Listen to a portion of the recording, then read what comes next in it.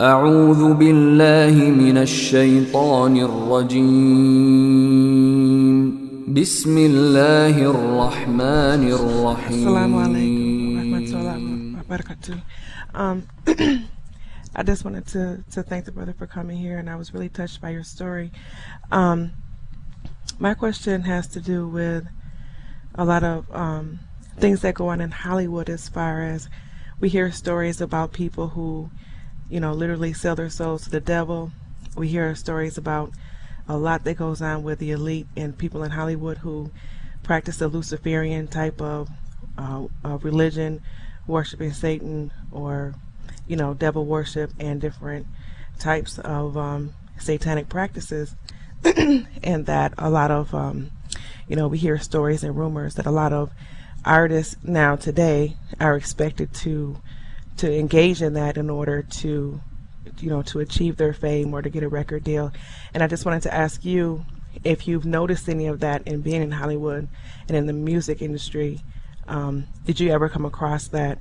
And also, do you know of any particular artists, you don't have to name them, that have come across this and because of that entered into Islam? Thank you. Assalamu alaikum.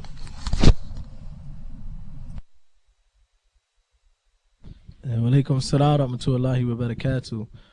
Of course, being involved in the music industry, there's so much corruption in this music industry, and there's so many things that happen behind the scenes that is very wild when it actually comes to light.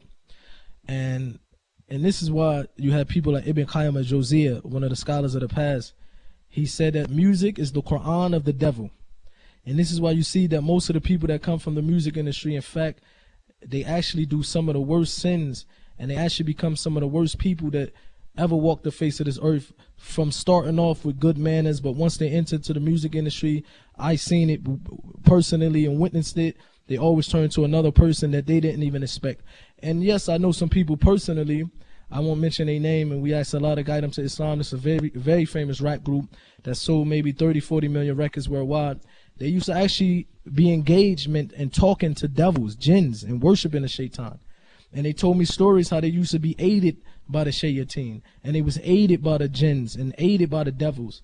So you have this in the music industry. You have verses where Snoop Dogg, for example, may Allah guide him to Islam, he had a song where he actually was having a conversation with the devil. And in the middle of this song, he actually said that he sold his soul to the devil.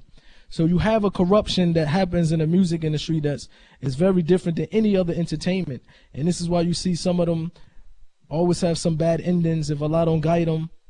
And this is why the scholars say about the people in the music industry is that it's only from the mercy of Allah that they will actually make it from that industry. It's a very corrupt industry.